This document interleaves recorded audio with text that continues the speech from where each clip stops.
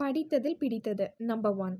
ஒரு பொண்ணு தான் அப்பாவோட பேசிட்டு இருந்தப்போ, அவள பார்க்க அவன் ஃப்ரெண்ட் ஒருத்தன் வரான். உடனே அந்த பொண்ணு அந்த பையன பார்த்து, "நீ ஃபேமுக்கு எழுதின 'அப்பா வீட்டில் இருக்கிறார்' என்ற இங்கிலீஷ் நாவல் வாங்க வந்தியான்னு?" கேட்குறான்.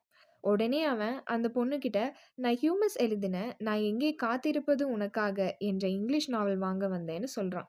திரும்பவும் அந்த பொண்ணு, "அந்த நாவல் இல்ல. அதனால நீ என்கிட்ட இருக்க கிறிஷ் எழுதின 'மாமரத்து அடியில் காத்திருக்கிறேன்' என்ற புக்க வாங்கிக்கோன்னு" சொல்றா. உடனே அவன் அந்த பொண்ணுகிட்ட, "நாளைக்கு ஸ்கூலுக்கு வரும்போது 5 நிமிடத்தில் உன்னை அழைக்கிறேன் என்ற ரீட்டெயில் மேனேஜ்மென்ட் புக்க கொண்டு வான்னு சொல்றான். அதுக்கு அந்த பொண்ணு, பகத் எழுதிய 'நான் உன் நம்பிக்கையை காப்பாற்றுவேன்' என்ற புக்கும் எடுத்துட்டு வரேன்னு சொல்றா. அப்போ அந்த பொண்ணோட அப்பா, "இந்த பையன் இவ்ளோ புக்ஸும் படிக்கிறானாம்மான்னு" கேட்குறாரு. அந்த பொண்ணு, "ஆமா, ஆமாப்பா. ரொம்ப நல்லா படிக்கிற பையன். ரொம்ப அறிவும் கூட" அப்படின்னு சொல்றா. அதுக்கு அப்பா சொன்னாரு, "நீ அவனுக்கு ராபின் சர்மா எழுதின 'வயதானவர்கள் முட்டாள்கள் இல்லை' என்ற புக்கும் மறக்காம குடுத்துடுன்னு" சொல்றாரு.